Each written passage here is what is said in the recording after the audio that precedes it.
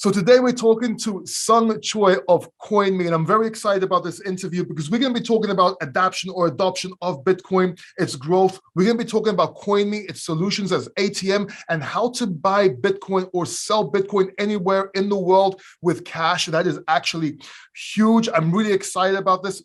Sung, thank you so much for doing this. Really appreciate it. Thanks for having me, Paul. So you are in the business, I'm going to jump right in here. You are in the business of providing Bitcoin, a gateway through cash around the world. And before we talk about that, I just want to talk about how is it spreading? How is Bitcoin spreading? Is there adoption, or is this just something we hear on the internet, on YouTube channels, and it's just not there? What do you think of this? I mean, it's easy to think of it as a medium of speculation for those that live in the United States and maybe Western Europe, but in a lot of developing areas around the world, it's actually a very necessary means of transacting with others. Where for example, in South America or South and Central America, people are paying each other because it's the most reliable means. People are using it as a store of value because it's the most stable currency that they can get access to. So it's really seeing real adoption for real uses around the world. Even in the United States, our customers at Coinme use it as a medium of payment. And we see that all the time. We can see that on blockchain analysis of funds going from one country to another. And we do surveying of our users, and they tell us that we use it for payments. We use it for remittances to send money to our friends and family. Do you see a difference between now and 2017? Most definitely. In terms of perception around the world by users, we have a much wider user base as well. But even back in 2017, our kiosks were often used for that exact purpose of payments or remittances. So, we're excited that that use case continues to grow, and we're excited to see the adoption continuing to happen around the world. But yeah, it's people are definitely more willing to try crypto and Bitcoin specifically on our platform to do their payments and remittances. What do you think of what's going on in El Salvador right now? Do you think other countries are going to follow suit? Do you ever think we can see something like that in America, for example, or would it just have to slowly become that? Would they actually give up so much control, other countries around the world, or is it just a one-time sort of thing? I think what's happening in El Salvador is very, very exciting, and it's very interesting. I can imagine countries around the world that have unstable currencies or unstable governments wanting to adopt something like this. We have seen the dollarization of economies throughout the history of a lot of developing countries. So it's something that could definitely happen. In the United States, I don't think it would happen. The closest I think we're ever going to see is a central bank digital currency, but even that would be very exciting. Money on the blockchain is better than money in private ledgers. So that's something that would be a very exciting development. But as a country, I think the U.S. likes to allow things to happen in the private sector, and that I think that's what we're going to continue to see. We've seen crazy adoption already, but it's really only been the tip of the iceberg. So I think things are about to get a lot more exciting in the U.S. as well.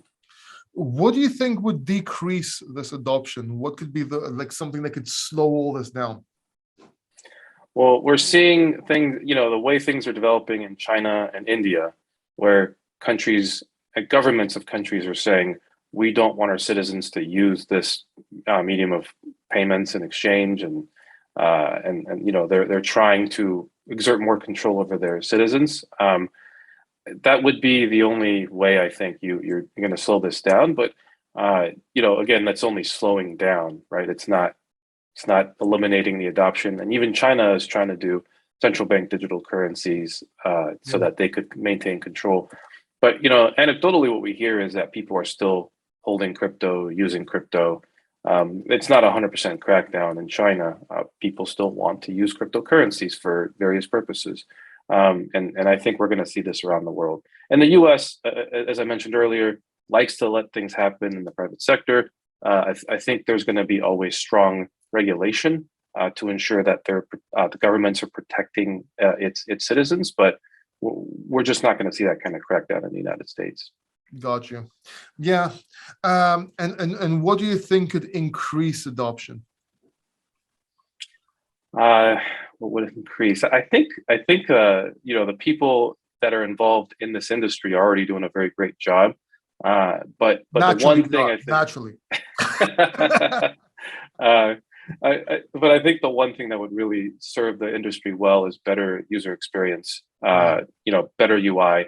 It's still very difficult. I've been trying to learn how to yield farm and use other DeFi products, and it's hard to understand what's happening. It's hard to understand, and even with traditional exchanges, sometimes it's hard to understand what kind of what I've earned, right? Like people need to have spreadsheets, and taxes are a nightmare, and there's definitely startups tackling every one of these pain points, but doing it faster, I think we'll see better adoption in the industry, or allow us to see better adoption. It's funny you mentioned that. I was actually the head of marketing at a fully licensed and regulated crypto exchange, and I work with DeFi, and I still don't completely understand how it works. As people ask me sometimes, like, it's magic. It's just magic. Yeah. The Hazem, our VP of engineering, and I were having a conversation a couple of nights ago about like the same DeFi protocol that we were using, and we're both kind of dumbfounded as to like exactly how are we earning, what have we earned, are we actually earning anything, or is this more based on just the inflation of the assets? We just it's still a mystery. Much smarter minds than I have worked on this and are doing an amazing job, but I think being able to explain those nuances would be really amazing. Yeah. So that's a great actually segue to my next question. Do you think the boomer or the older guy or the senior citizen actually understands Bitcoin? Not DeFi, let's not make it too complicated. Let's just talk about Bitcoin here. I think Bitcoin itself is something that's not terribly difficult to understand, especially if you've lived in an area where you understand multiple currencies. And I think that's why in Latin America and Africa, in a lot of these regions with unstable currencies, and there's been a concept of holding a second currency to hedge against your existing currency, for those individuals, it really starts to make a ton of sense. And like, for example, in Argentina, a lot of people hold a second bank account with dollars just so that they could hedge against their inflating currency. And for people in Argentina, this is just a very natural thing to hold some other currency. My father, who's in his getting his later 60s, he probably actually owns more Bitcoin than I do. And I talked to him about it a little bit, and I mean he gets the underlying concept. I mean, clearly he doesn't care about the technology. He's more concerned about the gains that he's been seeing over the last couple of years. But it's something that people are diving into, whether they're technical or not, because it's just so life-changing. Yeah. And I think when it comes to first world countries, America, Europe, UK, debatable. I think it's not so much about understanding Bitcoin as much as it is accepting Bitcoin, as in accepting that it exists, that it's an actual currency. It's very hard to accept it. Understanding it is not that hard, unless you know what I mean? Yeah, no, I see your point there. I think that's a great way to describe it. So what do you think is a solution for faster adoption, for people accepting Bitcoin more, for it becoming the norm of their lives? So I think making it easier to use. This is something that we're tackling at Coinme, and I know lots of startups are trying to tackle this as well. But utility has been the name of the game for quite some time, and especially during times of Bitcoin winters, people talk a lot about adoption because they need some other way of getting people to utilize it. And I think we're reaching critical mass there, where the Coinbases of the world and lots of other startups are allowing people to use crypto in their wallets as a form of payment and being able to provide better rewards. So, for example, right now, if you use the Coinbase card and elect to receive your cash back in the form of Stellar Lumens, then you get 4% cash back, presumably because Stellar's subsidizing this, right? But being able to use specific blockchains, specific cryptocurrencies allows you to get better rewards. We're seeing this in the form of buying gift cards in certain platforms where you get more rewards by exchanging your crypto into a gift card so that then you can go use it somewhere. And, companies like Flexo are allowing you to go spend funds directly out of your wallet using a QR code.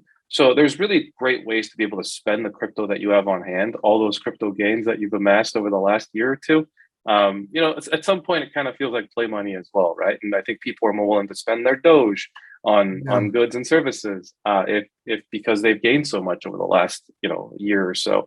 And so I think allowing that to happen is really helping to see adoption.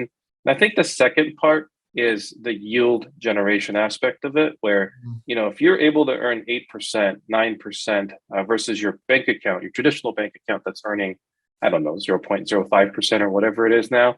Um, I think that allows people to, feel more connected with their money because they see a tangible difference, right? And so whether you're holding a stable coin or whether you're holding Bitcoin, you're seeing a yield being generated. And I think that keeps you more excited, keeps you more engaged.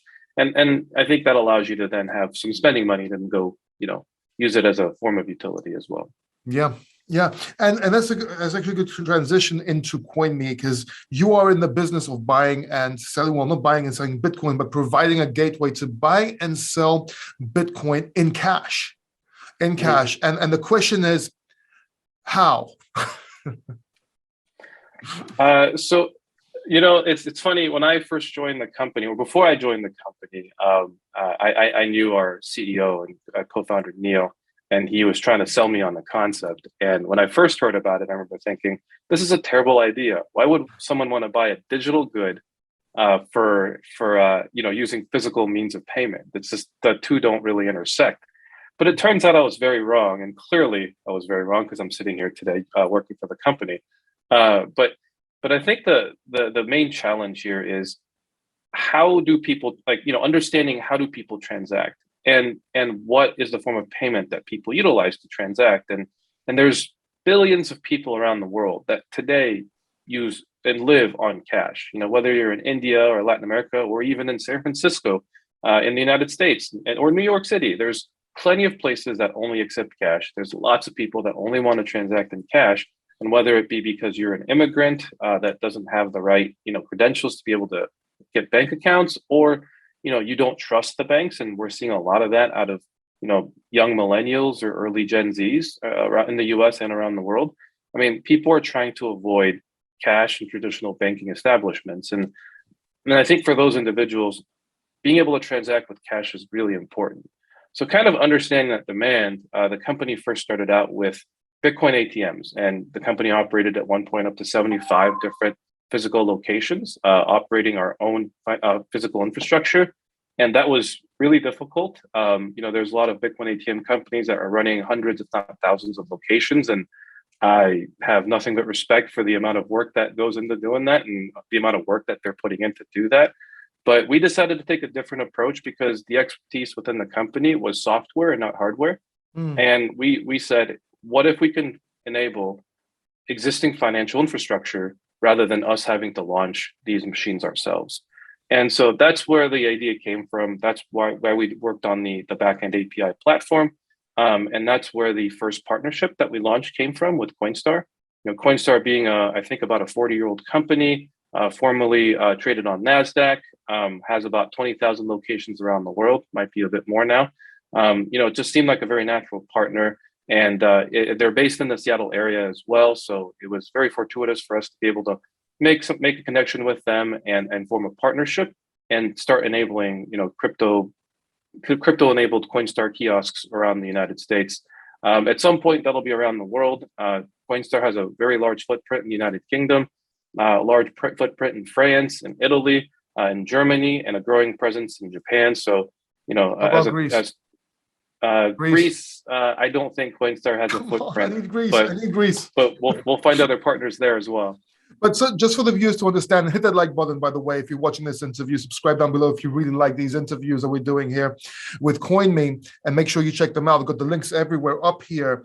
But for people to understand, this is a software, an application that you have on your phone, for example, but they can go to Coinstar and MoneyGram outlets and actually transact in cash. Can you explain this a little bit for the viewers here? Yeah, so with the Coinstar experience, you're able to go to a Coinstar kiosk, which is available at just about every major grocery store in the United States. So we're in I believe, the 5 largest grocery chains in the U.S. some of the largest in the world, including Walmart, Kroger, and Albertson Safeway are some of the big names. And so you can go to one of these locations, which is located very prominently at the front of the grocery store. You can see it when you walk in, you can see it when you walk out. There's actually even 32-inch TV screens mounted on top of them that advertise the fact that you can buy Bitcoin at that location. So, in terms of being able to convey this message of crypto available in accepted retail stores, Coinstar is just a very great way of conveying that message to millions, hundreds of millions of Americans every day. And as you walk by, you see the capability. So you might stop and play with the machine. You can buy Bitcoin as little as $1 at the kiosk. You just insert bills, you agree to some terms and conditions, and you get a voucher, which you can then redeem on Coinme.com or within our Coinme mobile app. Nice. And that's the Coinstar experience. With the MoneyGram experience, which is available in hundreds of thousands of locations in the US and soon to be around the world, there are MoneyGram locations and thousands of MoneyGram locations in Greece. So that's probably one of the earliest ways we're going to be able to come to your shores. But so you can go to a Coinme mobile app, stage the transaction of exactly how much in fiat you want to purchase, and then you go to a MoneyGram agent, show them your transaction code, and then you can pay for that transaction using cash at a physical location. Got you. And is the margin controlled throughout these outlets? In other words, I'm not sure if I'm presenting things openly, but is the fees associated with transactions? There's a fee, but there should also be. Is there also a margin where each outlet can sell Bitcoin at their own price, or is it controlled? I don't know if that makes sense. It's depending on the product they're using. The fee is different, but it is a flat fee across the board. Okay, so there's no a grocery store can't charge, I don't know, $500 more than another store down there that has a different margin rate or something. That's correct. The Coinstar experience is a bit more expensive, where versus the MoneyGram experience is a lot less expensive. But one could argue, especially in the United States, people prefer to transact with kiosks, as we've seen with how popular bank ATMs have become versus going into a branch. So there's a bit of a premium there. And the MoneyGram experience, because you're going to an agent, you might have to wait in line a little bit depending on what location you're in. It's a little less expensive, but it's a flat fee for both applications. Our fees are very transparent and are available on Coinme.com/fees. So you can always go look at all of our products that are coming online and check out exactly what the fees are. Great. And you mentioned you're going international. When? By the end of the first quarter next year, we should be live in Brazil. That's our first market that we're going live into. As I mentioned earlier, Latin America, we believe that there's great adoption that's occurring. It's an area where it's ripe for disruption, and frankly, there's just not enough companies providing these solutions. There's some great companies already doing it. Bitso is one of them, and there's a handful of local Brazilian exchanges as well. But we believe that we can add to that ecosystem and give the users a great way to transact in digital currencies in the Brazilian market. And after that, the next market will likely be Mexico. That's another market we're very excited about, and it's a very natural one. There's a lot of funds that are moved between the US and Mexico. I think about $40 billion last year went from the US to Mexico, and by a lot of measures that actually started as cash and ended as cash. And the a lot of traditional remittance companies, it's an industry where cash is very prevalent, whether because you're an undocumented immigrant in the US or because immigrants prefer to use cash. But it's by other studies, I think you're twice as likely to use and own cryptocurrencies if you remit money between countries. So the fact that this is a cash using user base, combined with the fact that they're more likely to own crypto in the first place, for Coinme, it just seems like a very natural fit to target that audience. Nice.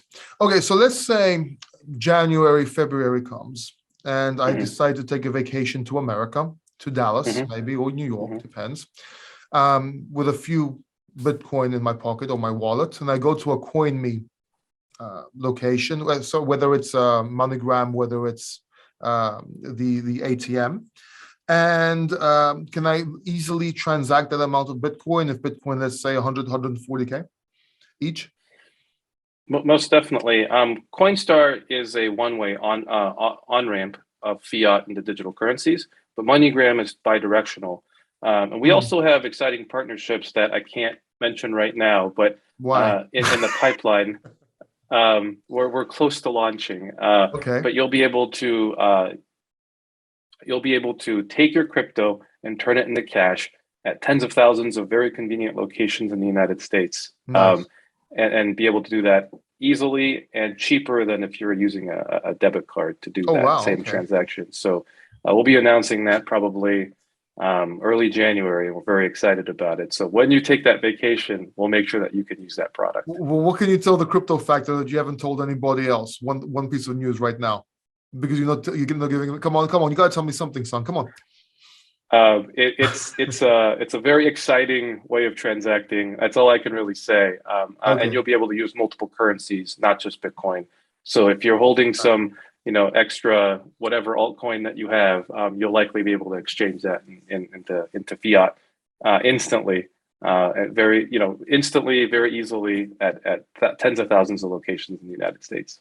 All right. Are you sure you don't want to just tell everyone not to listen? Nobody listen real quick. Do you want to tell I me? wish I could. I wish I could. Okay. Okay. A lot of attorneys that would probably want to murder me if I did. So what about security? How secure are these transactions? Obviously, MoneyGram, these are big companies, but how? What if something goes wrong? What if some transaction doesn't go through, or this ever happened? And how does the company handle something like this? So we're a fully licensed and regulated company in the United States. We hold licenses in nearly 40 states in the U.S. and then for the other 10 or so, it's really there's a couple that are still pending, the state of New York and Nevada, and so those are coming shortly. They are pending with the state, and for all the other states, they've told us that they don't regulate that kind of activity in their states. That at least our business model. But because we're heavily licensed and regulated, there are very strict guidelines that we follow in terms of, having bonding and insurance and, having the right terms and conditions that are friendly to the users, that allow them to have some security around, the fact that when they stage a transaction, engage in a transaction with Coinme, that it's going to come out in the way that you need it to occur. So, we have a dedicated compliance team that oversees all this. We get audited by multiple states every year. We've been audited by the federal government. It's just a part of being a money transmitting company. It's just what we have to follow. So I think the main thing that I would challenge users to look at is the exchange, or is the a physical kiosk that you're about to use, is that company regulated? And if so, is it regulated in your state? Because I think these things matter quite a bit, because you want those consumer protections. If you have a problem with a Coinme transaction, you can reach our customer support team. Our team is very helpful. I mean, we have a ton of really great customer support agents that do great work, day in and day out, all hours of the night, to help our customers, make sure that, because it is a challenging process sometimes when you're not used to what a blockchain is and you're not used to how cryptocurrency transactions work, and so our team really goes out of their way to ensure that the customer has a great experience. Got you. So are there requests for these ATMs and services in general? Do you get reached out to by, let's say, MoneyGram competitors? Are there stores constantly? What's the request rate? So whether you're a owner of a smaller grocery chain, or whether it's a larger company, we're constantly having conversations, whether it's an inbound or an outbound reach out, and as the head of partnerships and business development, I'm constantly having these conversations. It's really helpful that we are licensed, regulated, that we have these major retail partnerships. Gives a lot of credibility within the industry, and to the industry itself, to help see that this kind of adoption is happening. So yeah, it's a constant inbound, outbound kind of a conversation, both domestically and internationally. So who's behind Coinme? Who's the team? Who are the founders? Who's behind it?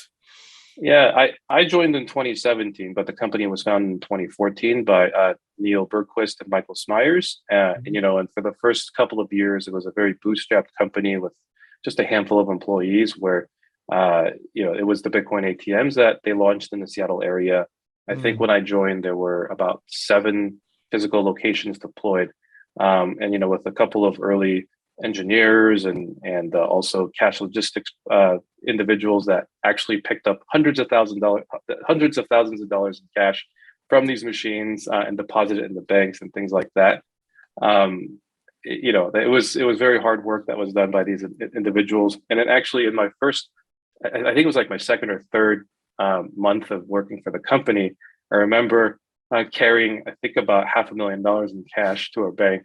And I was carrying them in grocery bags to try to make it look as nondescript as possible. I've done that actually for a company. It's hilarious. Not as much as you, but I've done it. It's hilarious. Like garbage bags. It's a very scary feeling, right? I mean, no one's looking at you because you're holding a grocery bag. They don't know that there's $500,000 in cash sitting in there, but we don't do that anymore. One, because we have partners, and even when we didn't have partners, we hired cash logistics companies like Darda and Brinks and Loomis. But yeah, it was a challenging time to do that. And since then, the company's grown quite a bit. We have, I think, over 80 full-time employees, about 40 contractors. In locations like Canada, Argentina, Eastern Europe. So we're much more global now. We have entities in Latin America, the US, Canada, and soon, I think, in Eastern Europe as well. So we're growing very quickly. We were recently named the fastest growing company in the Pacific Northwest in the United States by the Puget Sound Business Journal. I think we were ranked 78 by a Deloitte technology survey. That was announced, I think, about a couple of weeks ago. So, and even by that measurement, we're also the fastest growing company in the Pacific Northwest. So, we're hiring aggressively across all segments of our company. Whether it be customer support, whether it be engineering, whether it be product. So, if anyone is interested, we're hiring aggressively, we're hiring globally. So please reach out. And we also have coinme.com/careers where you can learn more about the company as well. So this is actually cryptopreneurship channel. Like a lot of people here are either investors or aspiring investors, aspiring people that want, and then most of our audience is actually in the US. So that was going to be my question. What kind of people are you looking for? Not just as titles, as job titles, but what kind of characters are you looking for? Yeah, it's, the crypto industry is rapidly growing. Anyone that's working in the industry, I'm sure, is aware of that just from the amount of money that they see invested in companies, and also, just the amount of recruiting that's going on. But what we're looking for is someone that really believes in the mission of Coinme, which is, to help individuals gain access to digital currencies, digital assets. It's really important for us to focus on that. On one hand, there's much more profitable channels, which we are pursuing. Our in-app buy-sell using debit card, bank transfers, that product's going to go live. I guess that's something that I could tell you. Awesome. I was wondering if you got, why wouldn't you have a debit card? Yeah. So that product is actually going live within the next, I want to say, about a month or so. Will that be international or just America? Initially, that'll be just in the US, but then we'll start expanding to different jurisdictions. Okay. We are we focus a lot on making sure that we're licensed and regulated in every entity that we're going live to. So it might take us a little longer to expand, but when we do, it'll be a very in a very licensed and secured way in each jurisdiction. But yeah, so we want people that are focused on the mission, helping individuals, because we want to provide that access for the people using physical currencies to be able to then live digital lives. Give these individuals that have never had access to a high yielding account to have one of those, and to be able to then hold digital currencies and spend those digital currencies rather than having to convert things into fiat if they don't have to, or hold them until they have to convert, because if that's the way that they want to transact, we don't want to limit them from it. But imagine if you're sending money to your mother or father or your friends or family that live in a developing part of the world, and they have to walk into a money exchanging company and walk out knowing that there's a large amount of cash in their hands. And it could be a little dangerous, and we try to avoid sending their parents into those kinds of situations as much as possible. And that's why we want them to provide with digital wallets so that you can then store your money and not have to walk into these locations at all hours of the day. Nice. And what about for the investors on this channel? There's a lot of entrepreneurs watching. They want to invest. I didn't see you. I didn't see you had like a cryptocurrency or anything like that on your website, unless I missed it. If somebody wanted to invest in Coinme, if they wanted to be part of the success or your success, how would they do that? So we've been mostly raising money from VCs. I guess we don't really have a direct way for users to invest in Coinme. But if you're a venture capitalist watching, we'll probably be raising a Series B at some point next year. So that's one way, I guess, that you could participate. But yeah, I guess that's really the only way. Okay, great. Yeah. So no, it's funny because we used to raise money from friends and family, from anyone that we could when we were being bootstrapped. And I guess as the company matures, these things change a bit. It's been a nice change. We have really great VCs, Digital Currency Group, Pantera, that are very big crypto VCs in the world, and they've been extremely helpful in getting us going. Coinstar is an investor. There's tons of companies that have helped us grow. But I guess we've reached a point where we're not public, but we're not raising money outside of professional investors yet. So the best way to invest in Coinme is to either work with Coinme or open a location and have really the only way is to I guess work for Coinme, because our employees get stock options. Oh man, come on. And you're still not in Greece, so you're we're hiring all over the world though, so you don't have to be in the United States to work with Coinme. Oh, that's a good thing. That's a good thing. Yeah. So let me ask you a few things about you, Sung, because obviously you have to be very successful. It has to be a journey to be able to be in your position, VP of Business and Product, I think, for Coinme, right? Business and partnerships. Business and partnerships. I want to ask you that. I want to know a little bit more about you. If I met you in high school, we're sitting in the cafeteria somewhere in Seattle, it's a break. We're sitting down, we're having our lunch, whatever. We're talking about something. What were you like? What would Sung be like? What would I think of you? That's a great question. My 20-year high school reunion is coming up in, I think, about like half a year or something. So are you looking forward to it, or are you dreading it? I am. I loved high school. So I don't know. It's maybe sports, or I actually ended up going to doing an undergrad at Georgia Tech for aerospace engineering, and that's what I was really passionate about was space science and science around space. Engineering just seemed to be a good fit. Never ended up actually practicing, being a practicing engineer. But yeah, I guess that's what I'd be talking about is either sports. I played football, played basketball, nice. and then science. So I'm sure those three things went together really well. Would you say you were success driven? I mean, I cared about what I cared about. I think that's the best way I could describe it. I cared about doing a good job at whatever I was doing. When I remember when I got to college and I it's not that I necessarily cared a lot about the subject matter. Oftentimes, I'm sure, anyone that's been to college, you have to study a bunch of other things that you might not really care about at all. But really, I cared about doing a good job at what I was doing. And that's, I think, what allowed me to graduate from college. Got you. Well, I never finished even high school, so I got kicked out. Yeah. Do you have any daily habits and morning rituals? I'm not really an early morning person. Okay, but as that's soon a as good I thing. get so up, you don't need to wake up early in the morning to be successful. I've actually established this by a few people. Yeah. My wife and I aren't morning people, but I guess I'll work however late I need to into the day to finish whatever I need to finish. So yeah, but you don't need to wake up in the morning to be successful. I think that's a load of crap. I do see, like, every once in a while I wake up in the morning pretty early to do something, and those morning hours are very peaceful. So I see why people Yeah. want to, but for the people that are waking up at 4 a.m. to go, on a run or go to the gym or something, I just don't understand that at all. Yeah, I tried that. I ended up falling back asleep, and then Yeah. after it wasn't productive at all. Although now I do Yeah. wake up at 7, 8 o'clock, but yeah. Yeah.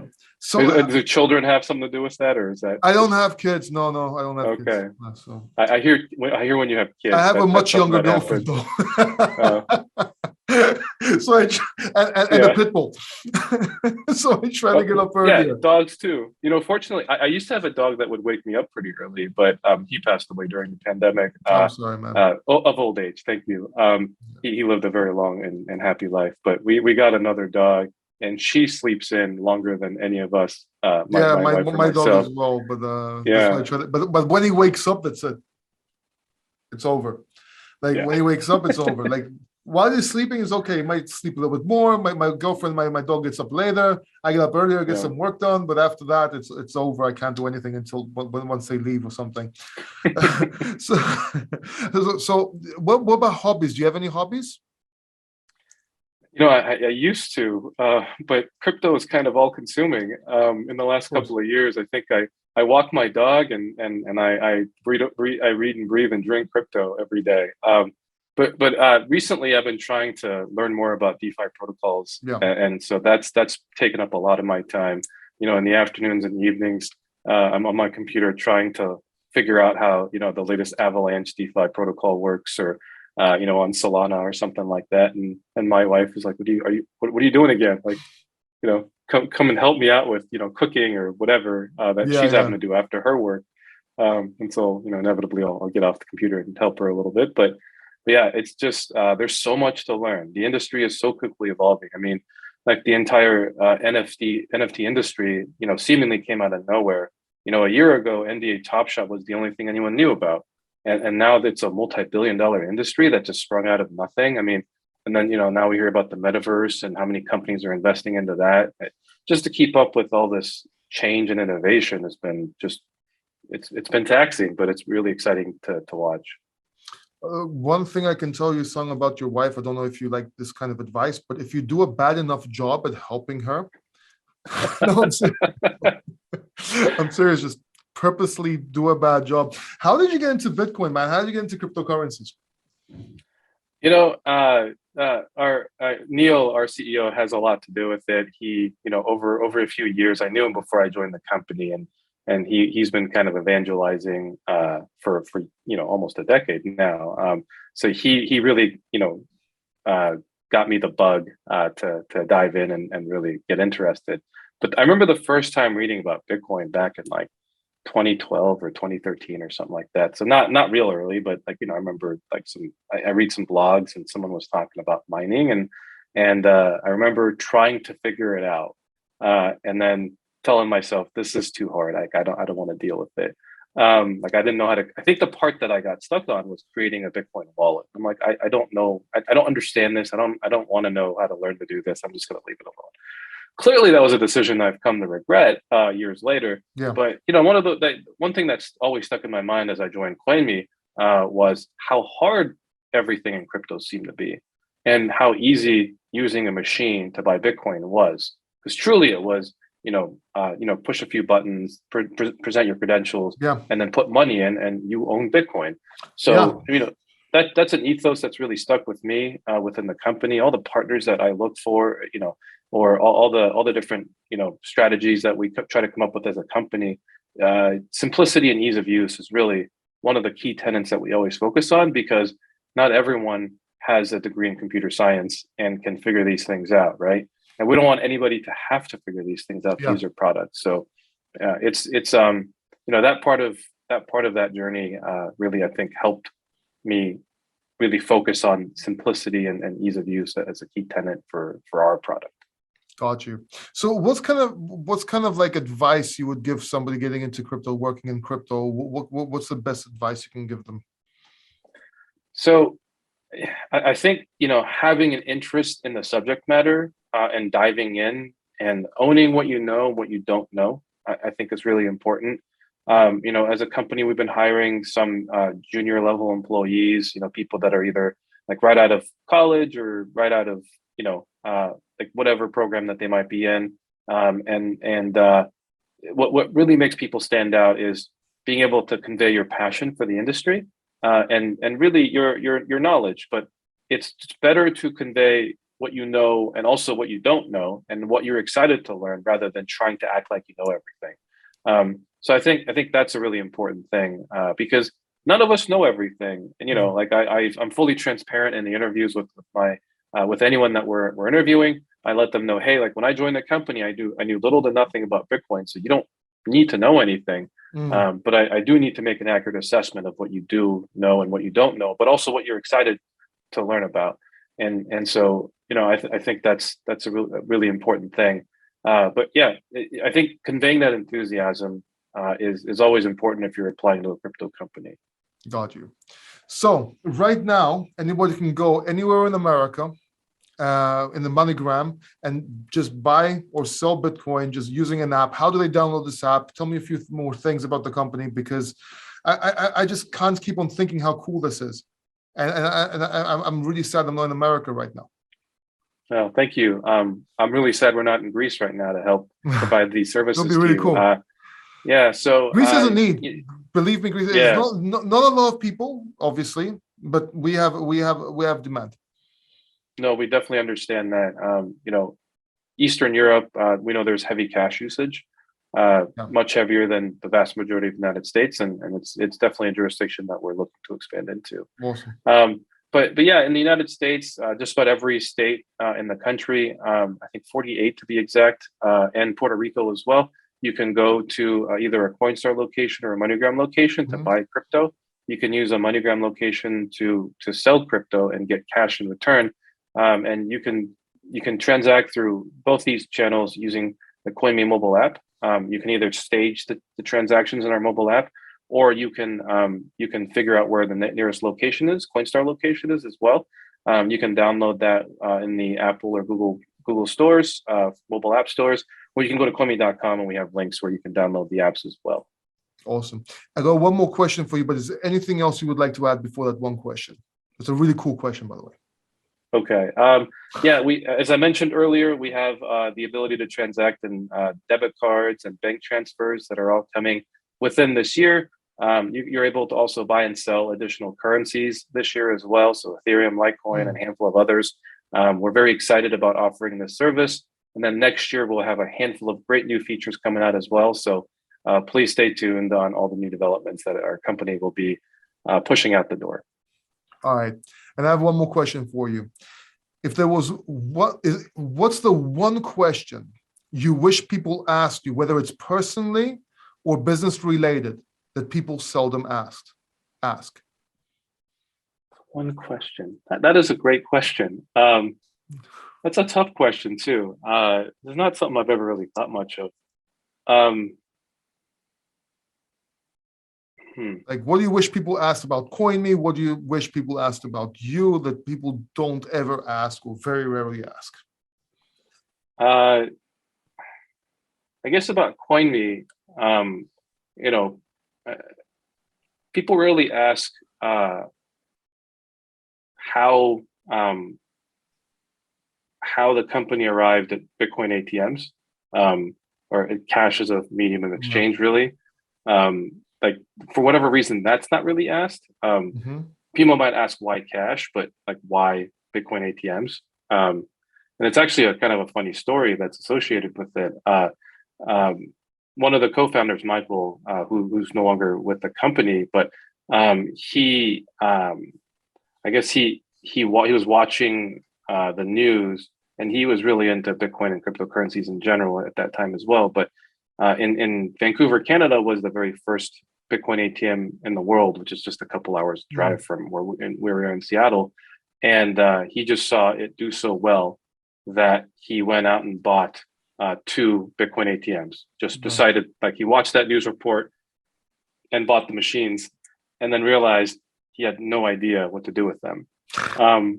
So I think he was going kind of, trying to figure out who he knew that could help him launch these things at an actual location, because then you have to think about leasing and maintenance and like so many different factors of any of these types of businesses.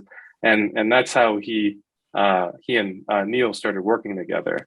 But Neil went down the road of licensing, actually worked with the state of Washington to develop a digital currency licensing regime that came from their money transmitting, licensing regime. But we're like the inaugural, and I think Coinme was the second company in the United States, crypto company in the US to get a license behind Coinbase. And Coinbase was the first one that we know of. But they got it in, I think, Mississippi or Missouri or some flyover state. So we'd like to think that our license in the state of Washington is a little more significant. But in any case, but yeah, so they just went through and did all that work. But yeah, that question's almost never asked. Yeah. So awesome, man. So thank you so much, Sung. I really appreciate this. I'm going to leave the links to Coinme everywhere down below. You can see them on the screens up here, and share both your social media. People can reach out to you. Is that something you want, or do you want people to like stay away? Oh, please reach out. Okay. Yeah. So some VPs are not very accessible. Anyway, so we'll put all those links down below and up on top. Go check out Coinme if you're watching this. It's a great company. I can't wait for it to come to Europe. Thank you. Thank you very much. Really appreciate it, man. Yeah, Paul, thank you so much. Really appreciate it as well. All right. Thank you. Bye-bye. Bye.